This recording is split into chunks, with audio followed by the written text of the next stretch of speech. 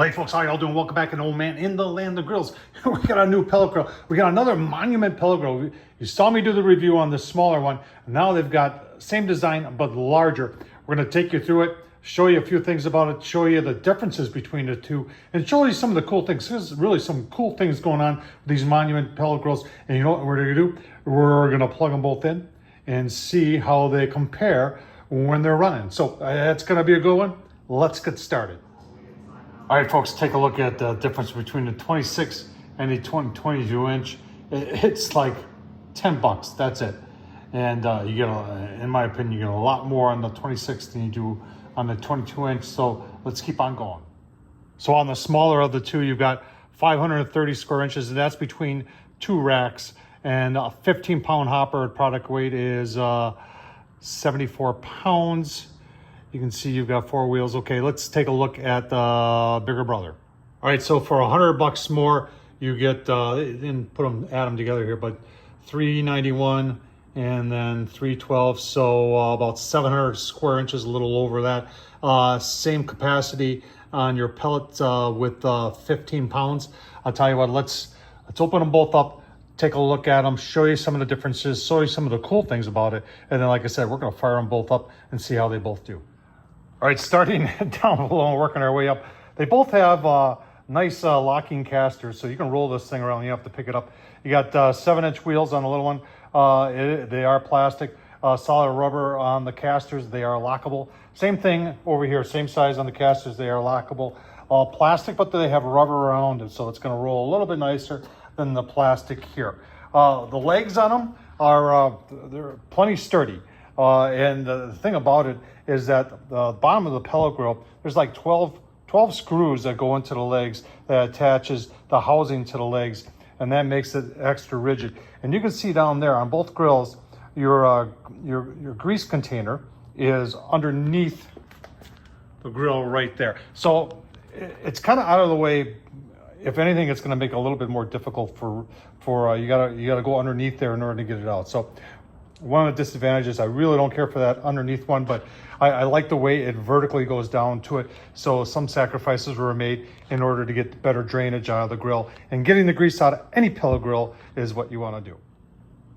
Now, when it comes to the cool factor on this grill, they both have this vented chimney. This is the only pellet grill I've ever seen like that. This is actually very cool. And it is just a cool factor. It doesn't really serve any other purpose. In fact, you can make the argument that having the same type of vented, same kind of louvered vents on the back of the grill, across the back of the grill, would make the grill probably a little bit more efficient and maybe cook a little bit better, because the heat would be a little bit more evenly distributed instead of just blowing out and coming out of there. But in the past, with vents that come out the sides as opposed to the back, I haven't really been able to tell any difference.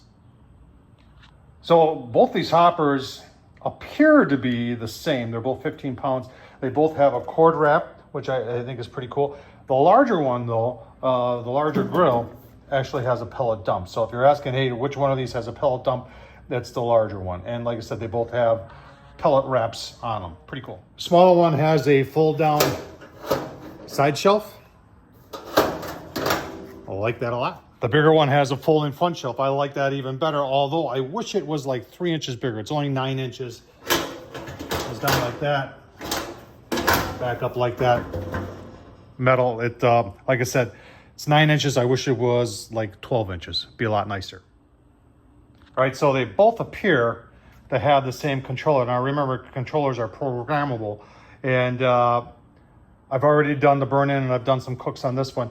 And we're gonna see there is some difference in those controllers, even though they're the same. Now, on the small one, they give you, there's 2 probe ports there, they give you 2 probes. I really like that. On this one, it's 2 probe ports. I only got 1 probe, so I don't really, you know, maybe they forgot to put one in, but if you're gonna have 2 probe ports, give you 2 probes. And speaking of probes, how do you get them in? You get them in right there. And right there. Nice job. You know, there's no stainless steel on the outside. This is like a baked on enamel. My past experience with this finish is that it holds up extremely well. All right, let's move to the inside now. I like this bread box design. It's more vertical and allows a second shelf that is usable. And that's what both these grills have.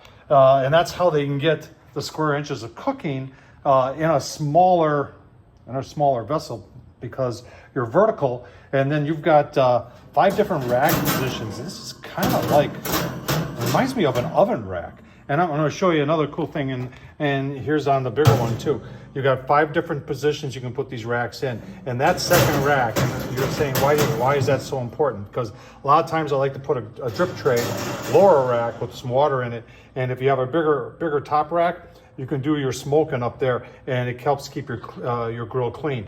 Now, if you're noticing right away, is that your drip tray on this one is a solid piece, and it goes that way. Same thing here, although they got one of these openings here that allows flame to come through so you can sear. But remember, when you're searing, you're only searing in that area right there. So I actually, not a big fan of those. I think it's kind of gimmicky because they really, like I said, they only sear in just that spot. So let's I want to show you something else that's pretty cool on these. So the sides of both these grills are double walled, only the sides, nothing else is double walled. But what I want to show you, that if you want to get in there and clean a little bit, that this is very removable by going like that and like that, and that whole thing pulls right out. And then you can, if you needed to clean in there, you can clean, and to put it back in, put it in the holes like that, and like that, and you're good to go. I like that. I like that a lot. All right, like I said, the smaller version doesn't have this wheel, daisy wheel on it. The bigger one does. It is, when it sits in there, it's sloped to this side. It does have 2 gutters. I like to cover these in aluminum foil. It just makes cleanup easier. And like I said, I prefer the solid type as opposed to this. All right, before we talked about the grease bucket, and I said I like the more vertical, and this is kind of a vertical setup where the grease goes to this trough and then it just goes straight down. It's not angled where it can get caught up. It is a little bit longer, but it's down there where there's some heat, so it'll keep the grease moving. It's far enough away from the fire pot that you don't have to worry about a fire there. And like I said, you're taking the grease out of the grill. You don't want to leave the grease in the grill. You want to get it out of the grill, and I like that part. And a lot of pellet grills do that. Some don't, and those that don't are known for having grease fires. So the flame tamer on the bigger one is made so you can slide it like that. So when you're using that daisy wheel to get the flame to come through to do some searing, it also means you have 2 other pieces there that are removable, so you can get anything that needs to be cleaned underneath. A little bit different on the smaller one. So the smaller one just has this right here, and it comes out like that.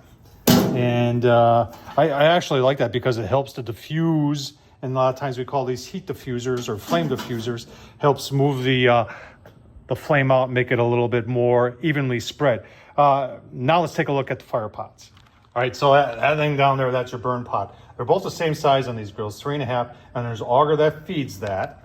And then in the bottom, you can see right there's a little rod. That's your hot rod. That's what gets hot and starts the fire. And those holes, there's a blower that blows air, and that's what keeps it going. Now, what's cool about these is that they're removable, so you can dump out the ash. Let me show you that. So to dump out the ash, you just, 2 latches right here, and then you just pull it out, and then you just go and dump it, and then to put it back in, slides back in just like that, and you put your latches back on just like that. I like that idea a lot. Might be looking at the lids and saying, hey, this one's got some gasket on. I put that on there. I do that on a lot of my pellet grills. Now this one, I haven't put it on yet. I did the burn-in on this last night, and it's sealed pretty nicely. So I'm gonna do a couple cooks on this before I decide whether or not I'm putting a gasket on this one too.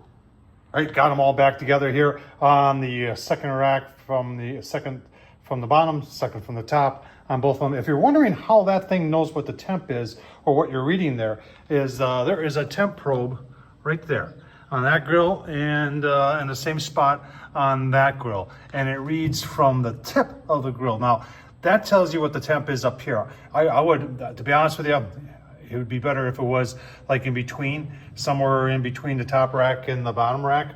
and give you a, you know, because right now heat rises, so it's telling you the temp toward the top. We're gonna get these fired up. We're gonna put them on smoke first, show you smoke setting. We're gonna put some pucks in there and show you how consistent the temps are between that one and this one. And then we're gonna go like the 300 and show you 300 on the big one and the little one. And then we're gonna go on high and show you the same thing. So it should be interesting. Let's get it started. All right, fired the big one up about 20 seconds sooner than the little one. See the little one, it's warm out here and it's humid. There's a chance of some good storms here in southeastern Wisconsin today. 90 it's reading on here, 92, 8 feet over. So that's a little odd right there. So let's let's get them fired up.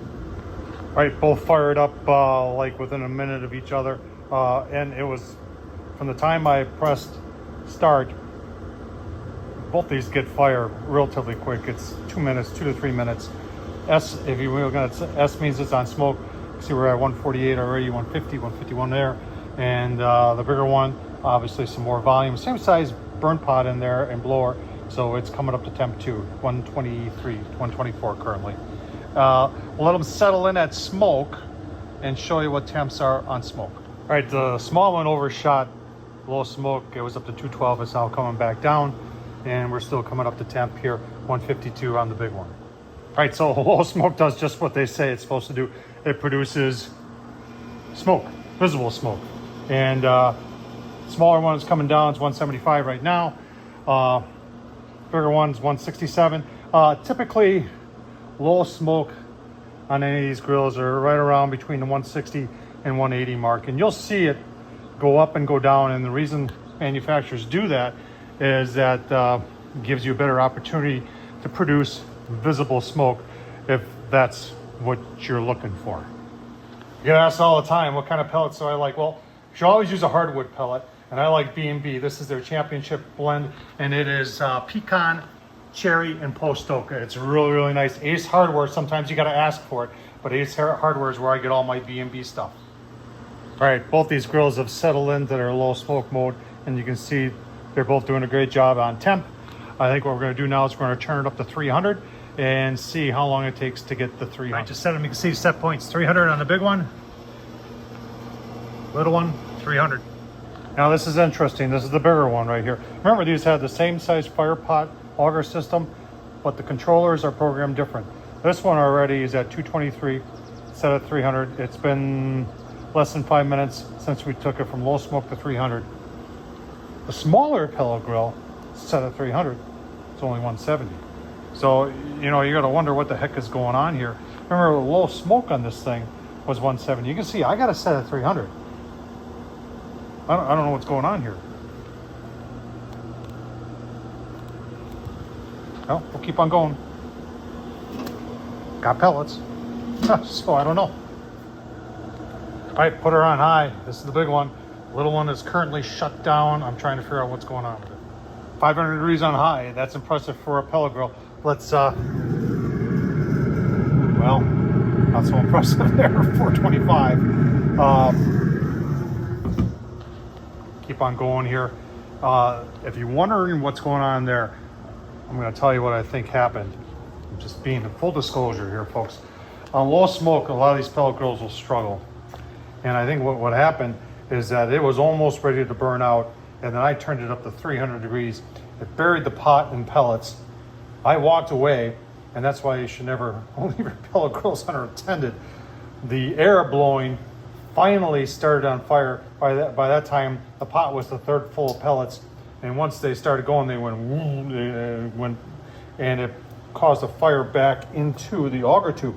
That's why you see a lot of other pellet grill manufacturers these days are taking and putting their pellet augers above the burn pot and having it fall in to try and avoid having a fire come back through your, because if I would have left it unattended, it could have gone all the way back in and started all the pellets on fire. You can see I cleaned everything out, and I'm gonna fire this back up and see if I can clear everything out of there that's burnt. But we got storms coming, so I am probably gonna shut this down relatively quickly here. But the Monument grills, besides our hiccups over there, this one, the bigger one, performs very nicely. Does a nice job. Can't wait to cook on it. I haven't cooked on yet. If it wasn't for Mother Nature, I would be cooking on it tonight, but I'm probably not going to, folks. Hope you enjoyed this. This has gone long enough. Thumbs up, leave a comment. As always, thanks for watching.